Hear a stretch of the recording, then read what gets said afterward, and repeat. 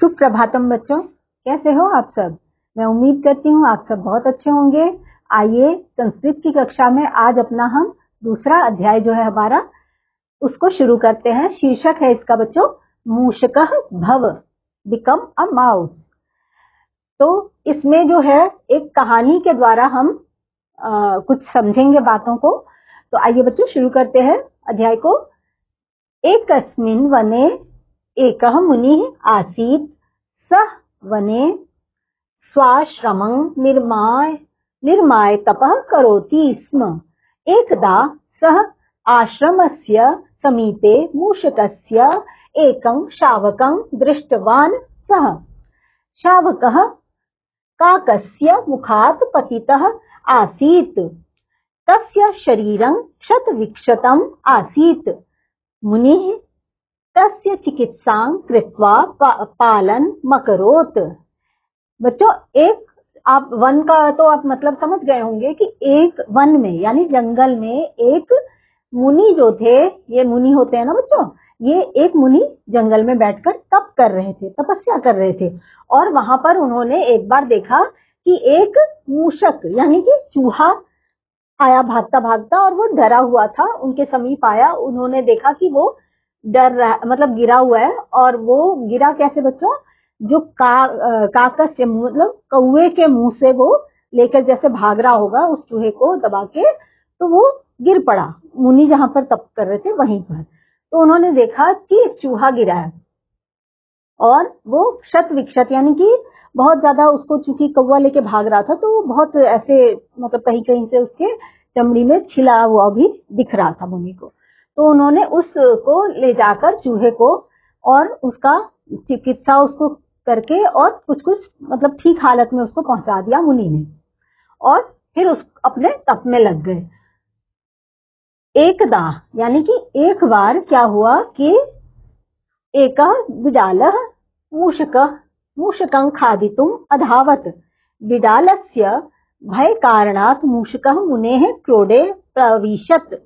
मुनिः तस्य भयस्य कारणं विज्ञाय तं स्व आशीर्वादेन बिडाल मकरोत्। एक बार क्या हुआ बच्चों कि जब चूहा इधर उधर घूम रहा था, उसी समय एक बिलाव घूमता घूमता वहां पर आया। उसने देखा कि चूहा है, उसको लगा कि मैं इस चूहे को खा लूं, और वो धीरे धीरे उसके समीप पहुंच गया। और उसके डर से क्या हुआ बच्चों, चूहा जो था वो मुनि के पास आया और जल्दी से उनके गोद में कूद के जंप करके बैठ गया, छुप गया कि मुझे बचा लो। अब जो मुनि थे उन्होंने समझ लिया कि ये चूहा बिल्ली से डर रहा है। तो उन्होंने क्या किया, अपने आशीर्वाद से उस चूहे को क्या बना दिया बच्चों, बिलाव ही बना दिया, और जिससे कि वो उस बिलाव से नहीं डरा उसके बाद। अब थोड़ा समय और बीता। कालांतरे सह बिडालः कुक्कुरं दृष्ट्वा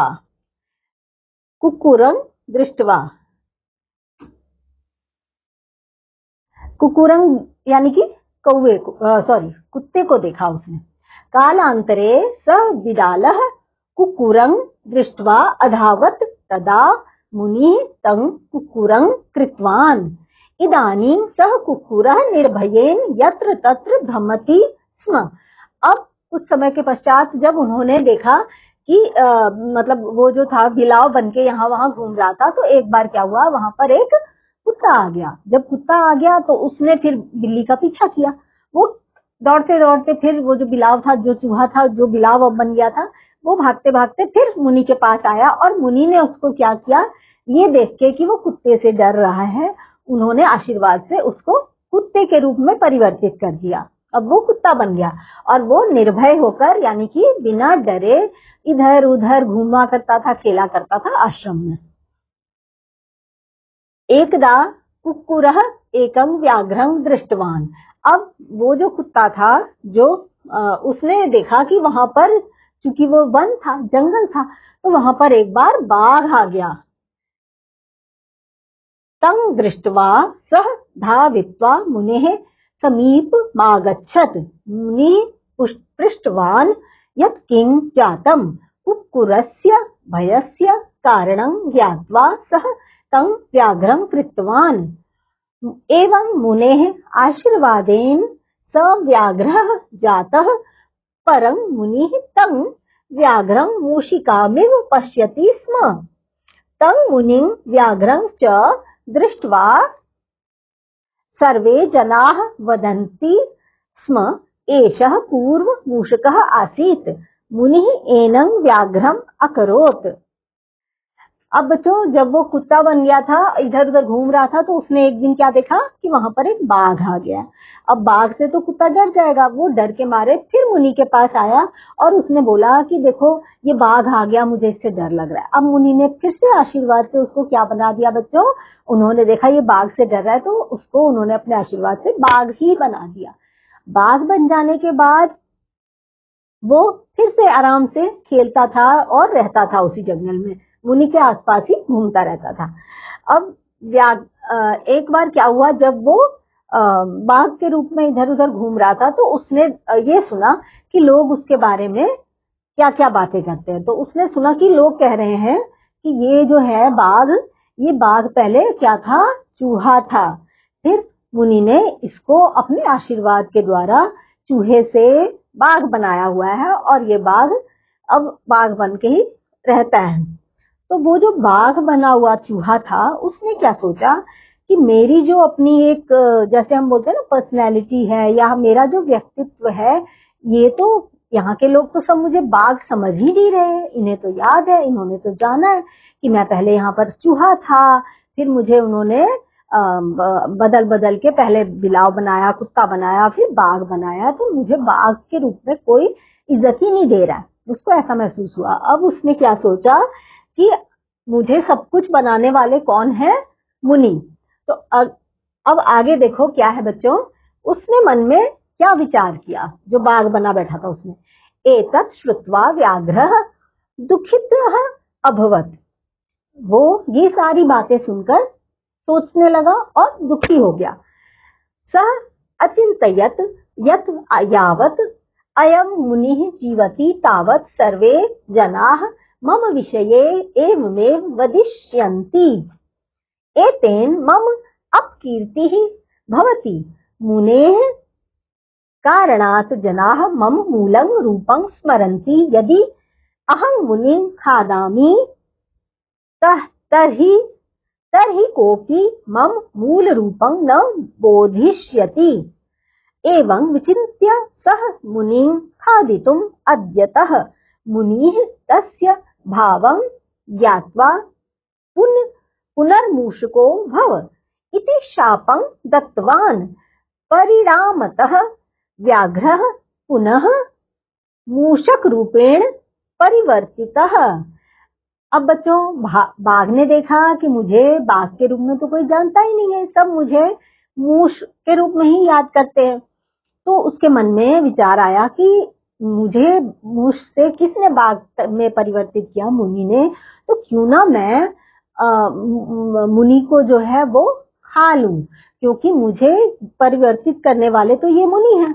अगर मैं मुनि को ही खा डालूं तो मेरा जो असली रूप है वो किसी को बाद में चल के याद नहीं रहेगा और मैं बाघ के रूप में ही यहाँ पर घूमूंगा फिरूंगा और मुझे बाघ की जो इज्जत होती है वो मिला करेगी।